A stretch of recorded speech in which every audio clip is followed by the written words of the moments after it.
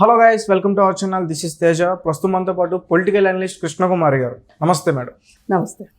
So రీసెంట్గా రాజధాని files అనే ఒక మూవీకి హైకోర్టులో స్టే ఇవ్వడం అయితే జరిగింది. అండ్ ఈరోజు ఆ మూవీ రిలీజ్ అయిపోయింది. ఆ మూవీ నుంచి కొన్ని క్లిప్స్ కూడా బయటికి రావడం జరిగింది. ఒక గొడ్డలి సీన్కి సంబంధించిన ఒక క్లిప్ అయితే బాగా హైలైట్ అవుతుంది. సో దాని గురించి ఇప్పుడు ఈ రాజధాని ఫైల్స్ అనే సినిమా ఒక రకంగా చూసుకుంటే రాజకీయ నాయకుల వ్యూహాలు ప్రతివ్యూహాలకి ఇది ఒక ప్రతిబింబంగా చూడొచ్చు మనం. ఎందుకంటే వాళ్ళు చంద్రబాబు నాయుడు మీద సినిమాలు తీశారు, ఎన్నో సినిమాలు చేశారు.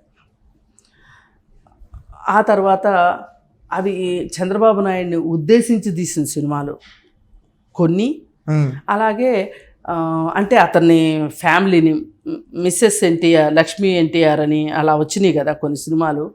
ఆ సినిమాలన్నిట్లో ఏంటి అంటే చంద్రబాబు నాయుడు పాత్రని చాలా డీఫేమ్ చేసి తీశారు. యాత్ర అనే సినిమా కూడా వచ్చింది. యాత్ర అనే సినిమాని వాళ్ళ నాయకుడిని వాళ్ళు ఎలివేట్ చేసుకుంటూ చనిపోయిన వైఎస్ఆర్ పాత్రనికి మలయాళం నుంచి మమ్ముట్టిని తీసుకొని వచ్చి పెట్టి చేశారు.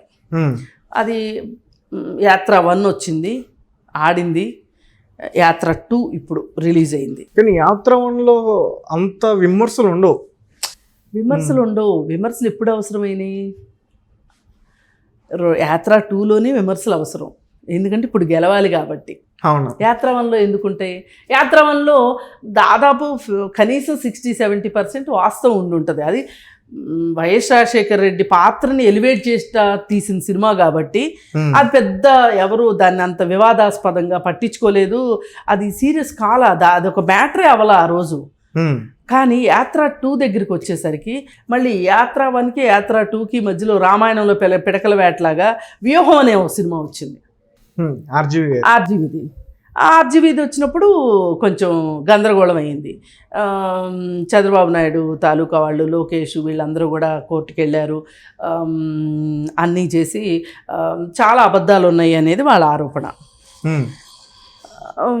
అది దానిలోంచి వచ్చిన కథాంశాలను బట్టి చూస్తే అది వాస్తవం కూడా ఓ రకంగా. సరే, అది అయిపోయింది, దాన్ని అడ్డుకున్నారు. ఇప్పుడు వీళ్ళు ఏం చేశారు? అసలు సినిమాలు తీసేది వాళ్ళేనా? మేము తీయలేమా సినిమాలు? ఇన్ని సినిమాలు తీశారు వాళ్ళు, ఈ ఒక్క సినిమా మేము తీయలేమా అని చెప్పి వీళ్ళు రాజధాని ఫైల్స్ అని మొదలెట్టారు. ఈ రాజధాని ఫైల్స్లో నిజానికి వాళ్ళని విమర్శించే ఘట్టాలు ఉన్నాయి, ఖచ్చితంగా లేకుండా అయితే ఉండవు. కానీ ఆ ఘట్టాల కంటే కూడా రాజధాని విషయంలో, రాజధాని రైతులకి, అమరావతికి జగన్మోహన్ రెడ్డి చేసిన అన్యాయమే ఎక్కువగా కనిపిస్తుంది దాంట్లో. ఆ కనిపించే దాంట్లో మధ్యలో ఇట్లాంటి ఘటనలు కూడా వస్తాయి. ఈయన అమరావతినే కాదు నాశనం చేసింది ఈ జగన్మోహన్ రెడ్డి. అధికారంలోకి వచ్చి అటు సొంత బాబాయిని చంపించాడు అధికారంలోకి రావడానికి. బహుశా కోడికత్తి సీన్ కూడా ఉండే ఉంటుంది. అలాగే ఈయన అధికారంలోకి వచ్చిన తర్వాత ఈయన వేరే పార్టీల నుంచి తీసుకొచ్చుకున్న నాయకులకి బిస్కెట్లు వేయడం కోసం కొడాల నానికి ఒక బిస్కెట్టు, వల్లభనేని వంశీకి ఒక బిస్కెట్టు అన్నీ వేస్తూ వచ్చాడు కదా. రోజాకి బిస్కెట్లు అంటే వేరే పార్టీ నుంచి వచ్చిన వాళ్ళే, ఆయన పార్టీలో ఉన్నదందరూ. కానీ కాంగ్రెస్ నుంచి వచ్చిన వాళ్ళకంటే కూడా తెలుగుదేశం నుంచి వచ్చిన వాళ్ళకి ఎక్కువ అందలం ఎక్కించి వాళ్ళతోటి తనకు కావాల్సిన పనులన్నీ చేయించుకున్నాడు. ఇప్పుడు ఆ నానికి వంశీకి ఇద్దరికి టికెట్లు ఇవ్వనన్నాడు, ఇవ్వట్లేదంట టికెట్లు. చూడాలి మరి అదేంటో, అది ఎంతవరకు వస్తుందో. అంటే తనకి ఏది అవసరమో, ఎప్పుడు ఎలా ఎందుకు అవసరమో జగన్మోహన్ రెడ్డికి తెలిసినంతగా ఎవరికి తెలియదు. ఏదో అంటారు కదా, తడిగుడ్డతో గొంతులు కోయటం అంటారు కదా, ఆ విధంగా నాకు ఆయన ఎవరెవరి మీద ఏ విధమైన వాళ్ళ సొంత బాబాయిని చంపించినందుకు కానీ, లేదు అనుకుంటే చంపిన వాళ్ళని రక్షించినందుకు కానీ, లేదు కోడికత్తి సీను 5 సంవత్సరాల భవిష్యత్తుని నాశనం చేసినందుకు కానీ, అవన్నీ అడ్డం పెట్టుకుని అధికారంలోకి వచ్చినందుకు కానీ, వీటన్నిటికంటే కూడా ఒక భాస్వరంలాగా మండించే విషయం ఏంటి అంటే రాజధాని విషయం. రాజధాని విషయం ఇది ఖండాంతరాలకు పాకిపోయింది. తెలుగువారు ఎక్కడుంటే అక్కడికి పాకిపోయింది. అన్ని చోట్ల మాట్లాడుకునేది ఏంటి అంటే అసలు ఈ అమరావతిని ఎందుకు చంపేశాడు, అమరావతిని జగన్మోహన్ రెడ్డి ఎందుకు చంపాడు? రాష్ట్రాన్ని అడ్డదిడ్డంగా విభజించినందువల్ల ఆంధ్రప్రదేశ్ నష్టపోయిందే సరిపోనట్లు ఈ అమరావతి రాజధానిని ధ్వంసం చేసిన దాని విషయంలో దానిని బాగున్న రోజుల్లోనే దాన్ని శ్మశానంగా ప్రకటించిన వాళ్ళ విధానాన్ని ప్రజలైతే జీర్ణించుకోలేకపోతున్నారు. ఏ తెలుగు వాళ్ళు జీర్ణించుకోలేకపోతున్నారు. కానీ వాళ్ళందరికీ అమరావతి గురించి మాట్లాడడానికి సరైన వేదిక దొరక్క ఆగారు. కానీ చాలా రోజుల పాటు ఎప్పుడైతే చంద్రబాబు నాయుడుని అరెస్ట్ చేసి జైల్లో పెట్టారో అప్పుడు ప్రపంచం నలువైపుల నుంచి ఒక వెల్లువలాగా ఒక నిరసన వచ్చింది. ప్రతి చోట రాజధాని గురించి మాట్లాడుకున్నారు. చంద్రబాబు నాయుడు జైలుకి వెళ్ళడం గురించి ఎలా మాట్లాడుకున్నారో దాంతో సరిసమానంగా అమరావతి విషయం గురించి కూడా మాట్లాడుకున్నారు. అప్పుడు అంటే ఇప్పుడు సమస్య ఉండొచ్చు, కానీ మాట్లాడగలిగే సందర్భం సమయం ఉండాలి కదా. అమరావతి విషయం సీరియస్ మ్యాటరు, కానీ దాన్ని ఎక్కడ చూపించాలి, ఎలా చూపించాలి అనేది దానికి ఒక వేదిక దొరకల. ఎప్పుడైతే చంద్రబాబు నాయుడుని జైల్లో పెట్టారో అతను తెలంగాణలో ఎంత అభివృద్ధి చేశాడు, హైదరాబాద్లో తెలంగాణ ప్రాంతం ఎట్లా డెవలప్ అయింది, మరి ఆంధ్రాని కూడా అలా చెయ్యాలనే కదా అతని మీద హైదరాబాదుని డెవలప్ చేసిన విధానాన్ని చూసే కదా రైతులు ఇతని చేతిలో పెడితే ఇతను డెవలప్మెంట్ బాగా చేయగలుగుతాడు అని ఇతని చేతిలో పెట్టింది అని ప్రజలు బాగా ఆలోచించారు, మాట్లాడటం మొదలెట్టారు. వాళ్ళ మాటల్లో చంద్రబాబు నాయుడు జైలుకి వెళ్ళిన దానికంటే కూడా అమరావతికి జరిగిన నష్టం గురించి ఎక్కువ మాట్లాడారు. మిగతా అన్ని విషయాలు మొత్తం గాలికి వెళ్ళిపోయినాయి ఆ దెబ్బతోటి. పోలవరం విషయం కావచ్చు, వైజాగ్ స్టీల్ ప్లాంట్ విషయం కావచ్చు, పరిశ్రమలు రావట్లేదన్న విషయం కావచ్చు, ప్రతిరోజు అప్పు చేస్తుంది అనే విషయం కావచ్చు. రాష్ట్రము ప్రతి నెల అప్పు చేస్తుంది, ప్రతిరోజు అప్పు చేస్తుంది. ఏది జీతాలకు కూడా అప్పులు చేస్తున్న పరిస్థితికి వస్తే కూడా అవన్నిటికంటే కూడా వీళ్ళకి బర్నింగ్ ఇష్యూ ఏమైపోయింది, రాజధాని రైతుల విషయం అయింది. రాజధాని లేకుండా పోయింది అనేది. రాజధాని లేకుండా పోవడమే కాకుండా రాజధాని ఇలా అయిపోయింది ఏంటి అని అడుగున మహిళల్ని వాళ్ళు ఏ విధంగా దూషించారు, ఏ విధంగా మాట్లాడారు. ఈ రోజుకి కూకట్పల్లి ఆంటీలు అని మాట్లాడటము, ఒక వ్యక్తి మాట్లాడితే అతని గురించి నేను ఒక వీడియోలో మాట్లాడా. కూకట్పల్లి ఆంటీలన్నీ ఎలా అంటాడు అతను, రమ్మనండి నా ముందుకి, కూకట్పల్లి ఆంటీలు అంటే ఏంటో చూపిస్తాను అని అన్నందుకు ఈ మధ్యకాలంలో ఒక వేరే ఛానల్లో నాకు ఆయనతోటి నాకు కలిపి ఇంటర్వ్యూ చేయాలి, డిబేట్ చేయాల్సి వస్తే ఆయన నాతో డిబేట్ చేయడానికి ఇష్టపడలా. అదేమంటే లేడీస్ సున్నితంగా ఉంటారు, వాళ్ళని ఏమన్నా అంటే బాగోదు, అందుకని చెప్పి నేను చెయ్యను. అంటే మరి ఆ మాట అన్నప్పుడు సున్నితంగా అనిపించలేదా? ఇప్పుడు నేను అది క్వశ్చన్ చేస్తానని, అవసరమైతే చొక్కా పట్టుకుంటానని భయం వేసింది అతనికి, అందుకని చెప్పి చెయ్యలా. అంటే అంత బర్నింగ్ ఇష్యూ అయింది ఆ మాట. ఆ కూకట్పల్లి ఆంటీలు అన్న విషయం అంత బాధాకరమైన విషయం అది. వాళ్ళు 50,000 రూపాయలు పట్టు చీరలు కట్టుకుంటారు, నగలు పెట్టుకుంటారు. వాళ్ళకి రాజధాని అవసరమా? వాళ్ళకి రాజధాని ఎందుకు అవసరం? వాళ్ళ పొలం ఇచ్చారు కాబట్టి అవసరం.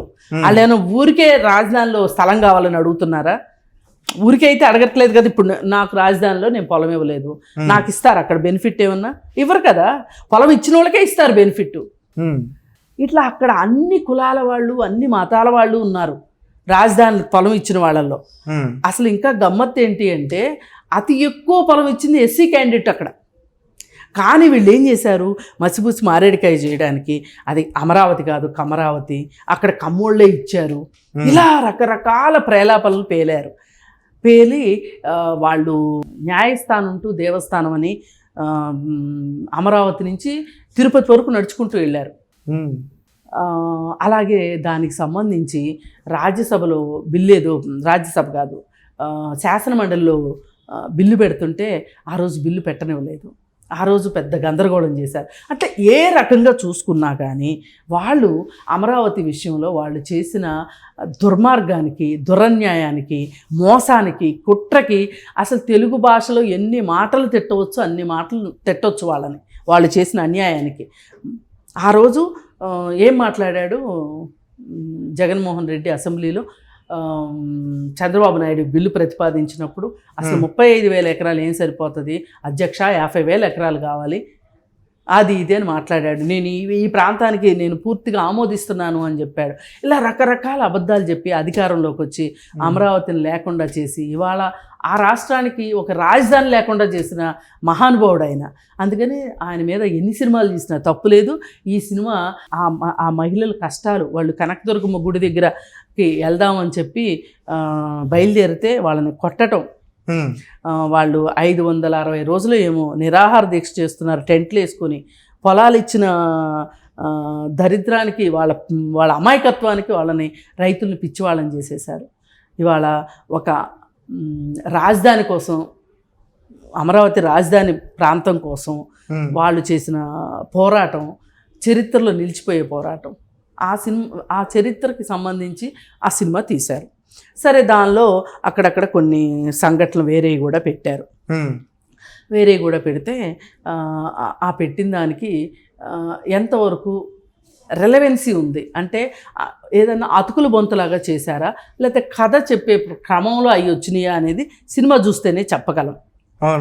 ఇప్పుడు సొంత బాబాయిని ఎవరు చంపారో అనేది తెలుసుకోకుండా, అధికారం ఉంది కదా, అధికారం ఉన్నప్పుడు తెలుసుకోవడం పెద్ద కష్టం కాదు కదా, ఈజీ కదా, ఆ పని ఎందుకు చేయలేదు 5 ఏళ్ల పాటు?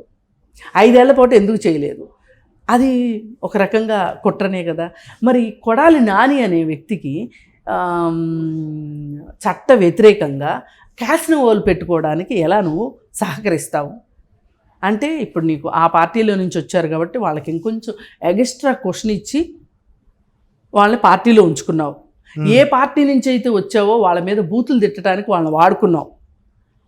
ఇవన్నీ చూపించుంటారు ఆ సినిమాలో, అందుకే ఈ క్యారెక్టర్స్ అన్నీ పెట్టుంటారు. ఏది ఏమైనా నాకు పూర్తిగా దీన్ని పొలిటికల్ చేయడం కంటే కూడా రాజధాని రైతుల పోరాటానికి మట్టుకు 100కి 100% నాకు నా మనసు రాజధాని రైతుల వైపే ఉంటుంది. వాళ్ళకి న్యాయం జరిగేంత వరకు ఇలాంటి సినిమాలు 100 సినిమాలు వచ్చినా తప్పులేదు, తీసేవాళ్ళు ఉండాలే. కానీ ఈ సినిమా మట్టుకు వాస్తవాలకి ప్రతిబింబంగా ఉందని నేను నమ్ముతున్నాను.